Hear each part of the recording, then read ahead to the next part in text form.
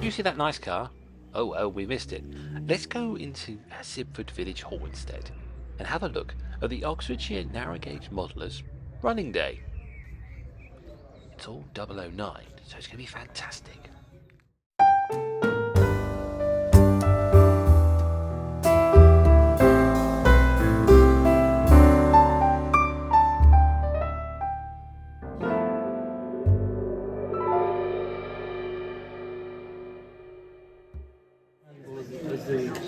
Well, here we are then. So what's this day all about? Well, it's the Oxfordshire Narrow Gauge Modellers Running Day, and it is a little group of like-minded people, of railway modellers from all over Oxfordshire. They meet regularly in Sibford Village Hall to experiment with the various combinations that their numerous modules can make up. Local interest has been such that they have decided to invite villagers to see what they get up to on a Tuesday. I'm not a villager, but I didn't live too far away, so I thought I'd go visit. This event in no way replaces their open day held biannually at the Steventon Village Hall, the next one being on the 27th of June 2026.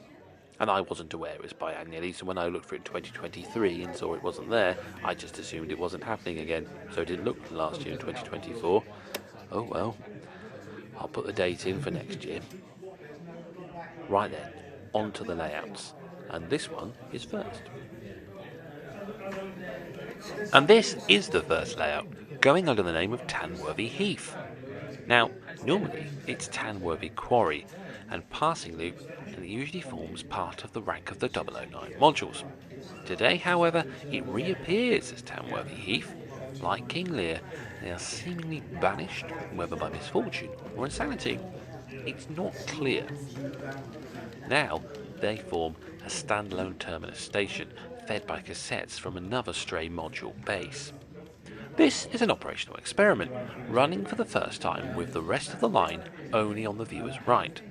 The owner is also moving house shortly, so any missing parts of the setup will be in a box somewhere, and sadly can only be imagined.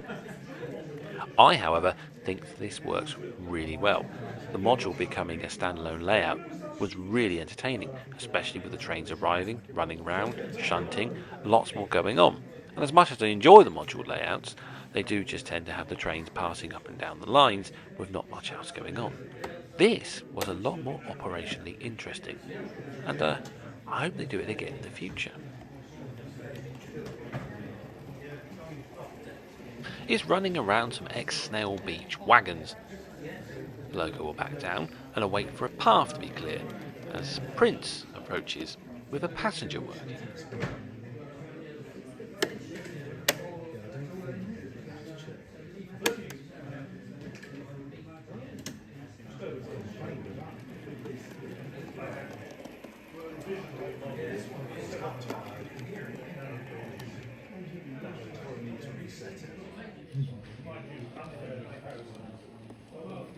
Is a Carto Pico small England locomotive model and is in the Festinio green livery. It's pulling a rake of Linton and Barnstable coaches in Southern Railway green and makes up a splendid sight as it arrives into the station. As soon as Prince has come to a stand, Linda departs with the wagons of stone.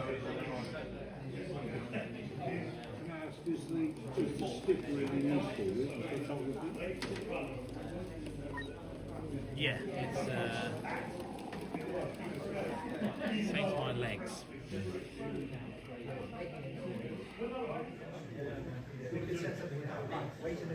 Time for another run round. This time, it's Prince's turn, as the locomotive runs round its passenger train.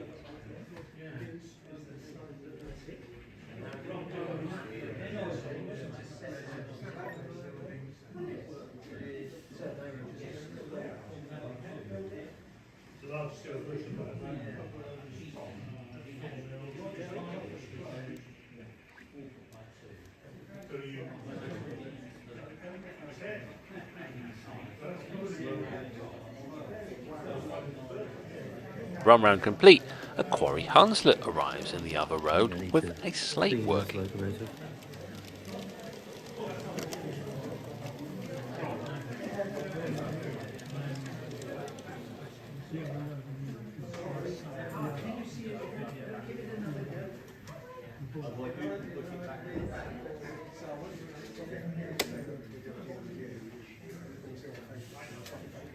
The camera pans out and we get a better view of the quarry workings down below from the station as Prince departs with its passengers working.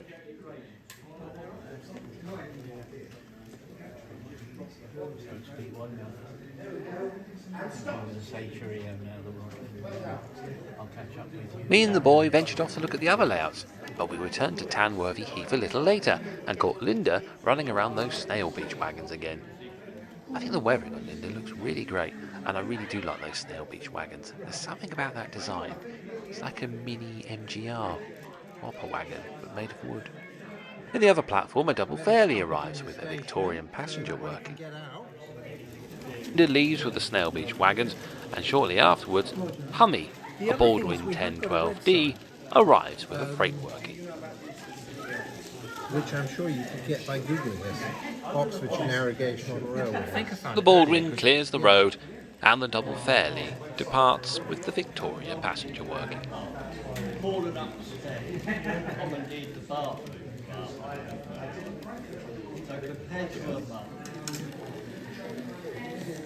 Now it's Hummy's turn to run round, and a quick job she does of it too.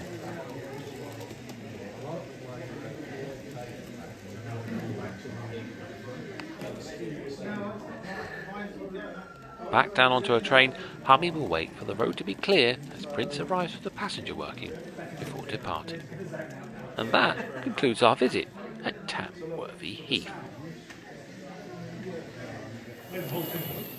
Members of the group also bought home layouts for us all to see. This is Falschezahne, which is an imaginary narrow-gauge tourist line set in the Inglenook Valley in Bavaria. The line was originally built to carry porcelain from a mine to the nearby river Falschezahne. The layout is built on the back of a 600mm by 600mm canvas painting, which was retrieved from a skip. It is in HOE scale, which is 3.5mm to the foot on 9mm track.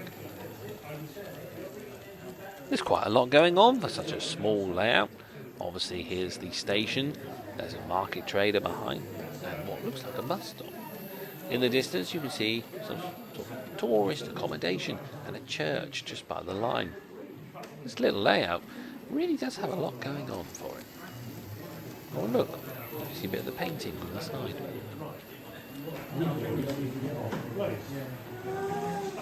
Now we come to Cwningar Rabbit, presented by Simon Elam.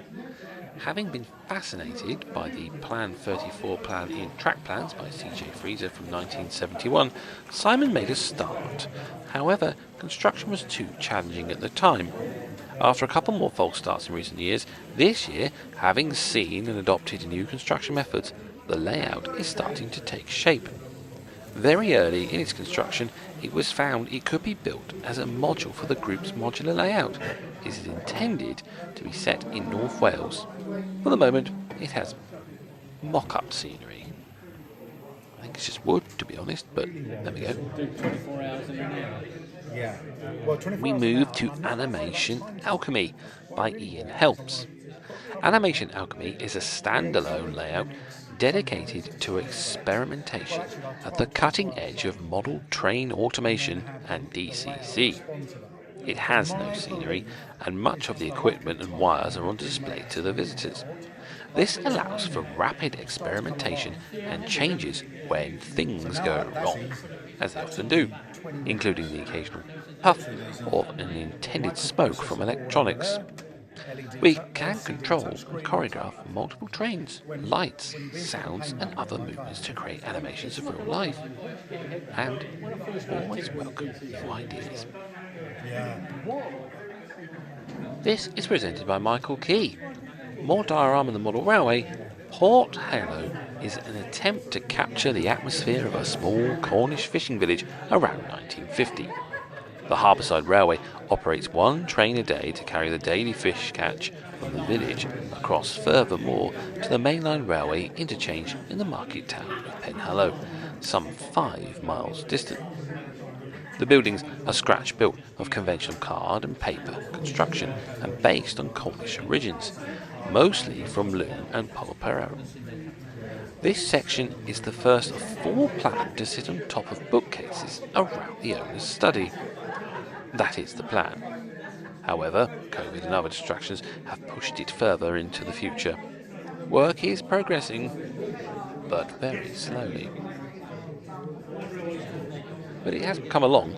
I saw this back in 2022, and it's impressive the amount of work that's been put into it. And it really is quite a beautiful scene. I quite like it, and it is definitely more diorama than model railway. The little diesel loco, as you can see here, runs along with that van, but not very often. It really is one just to take in and absorb what's been modelled.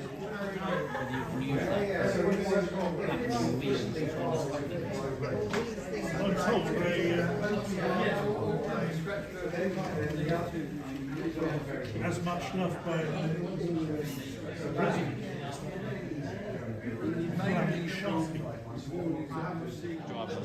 And so to Sibford Hills Railway we go, which is presented by Keith Hicks. Now unfortunately this layout had an electronics problem, and so nothing is moving. The Sibford Hills Railway is the 4th in the Sibford series, all long since disposed of to fund the next layout. It's fictionist and inspired by the narrow gauge railway feeding an iron ore crushing plant just east of Hook Norton. In fact, the model is an adaptation of a 4-foot by 2-foot layout by C.J. Freezer, published in Railway Modeller in December 1970, and commonly referred to as a rabbit warren layout. The owner's lifelong scouting membership prompted the scout camp, and the quarry is taken from a 1920s photo at Hook Norton Bar Rainbow Works. There was no health and safety in those days. No, the only thing that's real is the quarry. That was the other side of Hook Norton. But there's I think I say something. And so here we are, the main attraction of the running day, Long Sibford. This is made up of various modules, and hopefully I can talk you through each one. This one is Lancey Brook Viaduct, which is based on bridge number 30 on the Linton and Barnstaple in 1935. After closure, it was blown up by the army in a training exercise. Let's hope this locomotive wasn't on there at the time.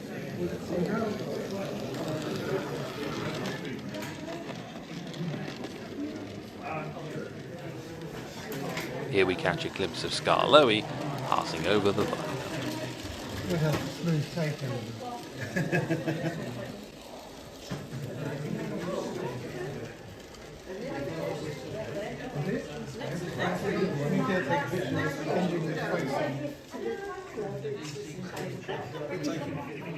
The next module to look over is Lidford Exchange, presented by Mark Ellis.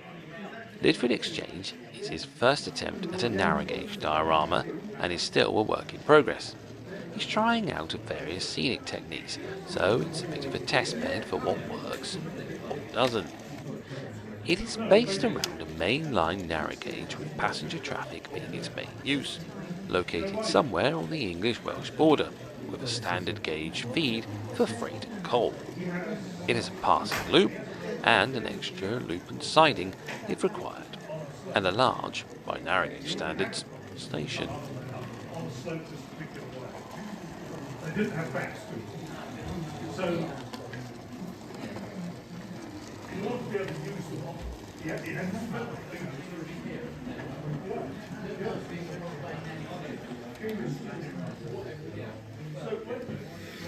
There appears to be plenty of action at Lidford Exchange as a rail bus departs the station, runs over the bridge, and passes a cottage.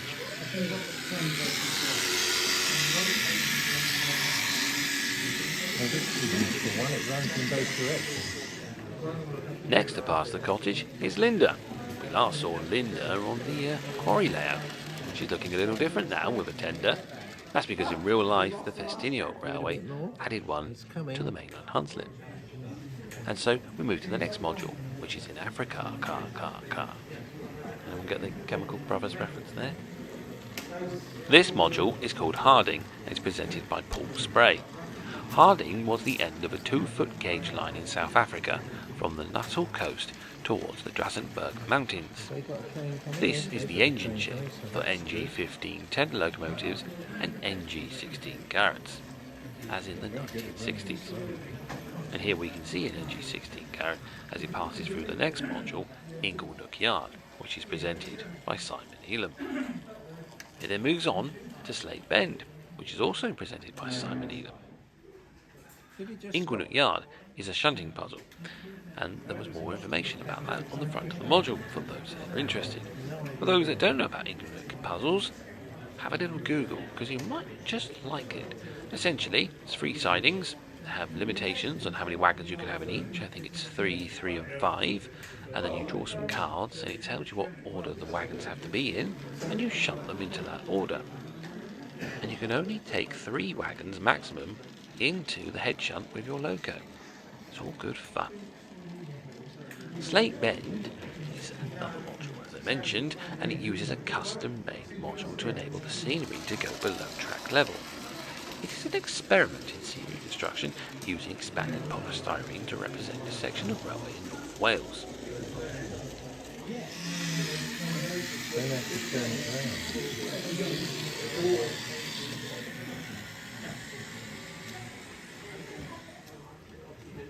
Get a better view of Slate Bend.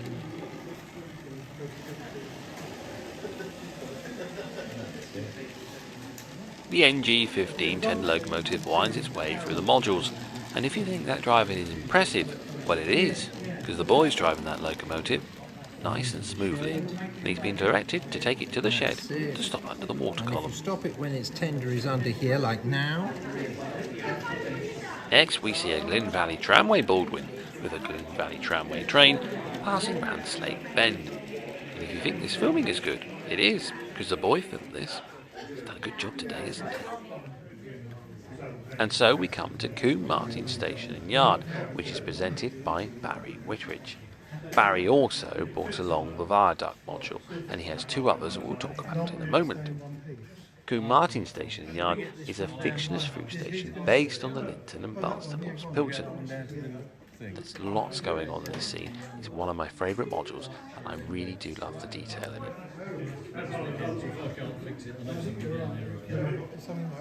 As we look over the station and level crossing, Quarry Hunslet Britomart departs and runs through the next module. Talk about that in a minute. Dad really wanted one of those, but I'm trying to get hold of one of those. They're like rocking on. Yeah. Scarlow is not the only Scarlowy railway engine to make an appearance on this module. Renius also gets a bit of a run too. And talking of Scarlowy, here he is. In fact, Scarlowy is passing through LLedan Brook, which is based on a section of the Welshpool and Llanfair, should I say, line running through the back streets of Welshpool. The line was built over the course of the brook. 2 public houses and a garage along with a street scene are included. We can take in some of the great detail in this module, like the washing on the line and a horse being reshoed at the blacksmiths.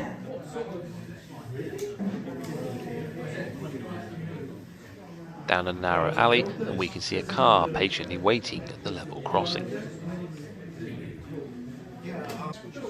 And so we come to the final module to make up this layout, Combe Martin Harbour, which is loosely based on Pilton Quay in Barnstable at low tide. And as you can see, it is low tide as the boat sits on the sandy bank. There's plenty of detail. Swans swimming around, seagulls, fishing equipment, and a van waiting to be loaded. And as we wait, Renius passes by with a small freight train.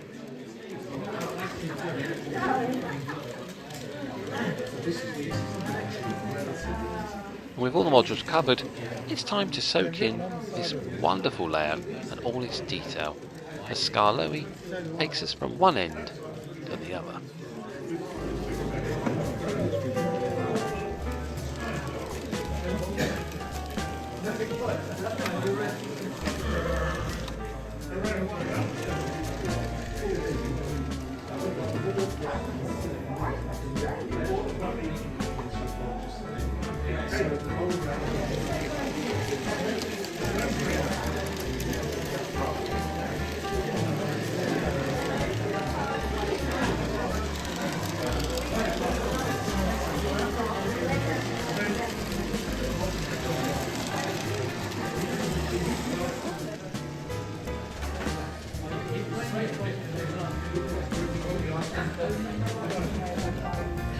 Really?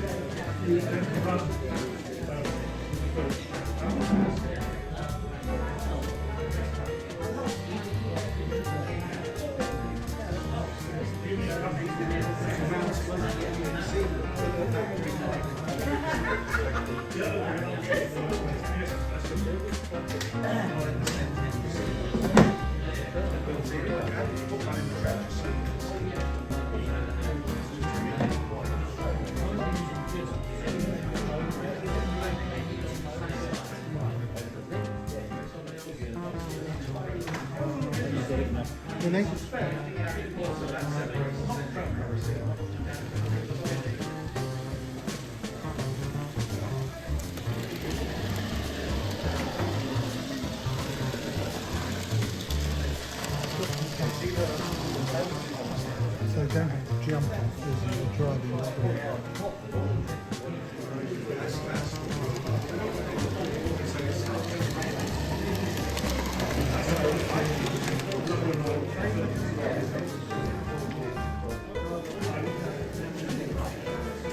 Straight through? No. Definitely not.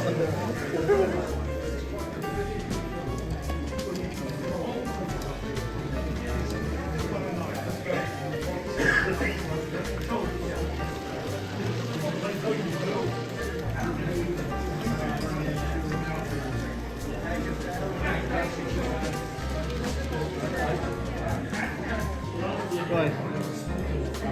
Barry! Barry! Do you want to take that one?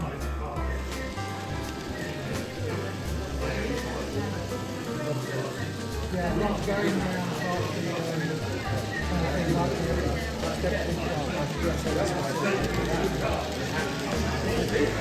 It's a good idea.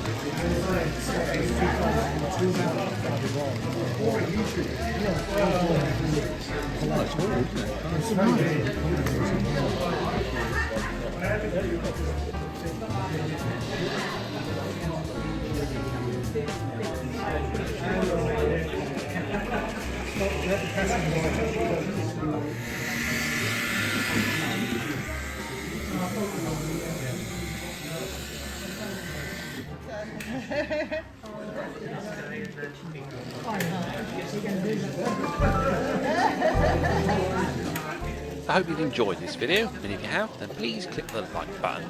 And if you want more, click the subscribe button. And if you want to make a comment, then please do so down below.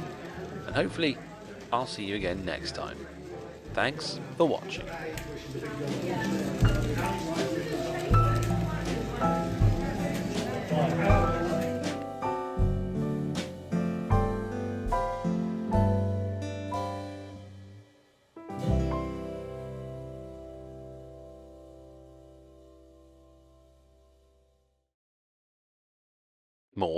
More.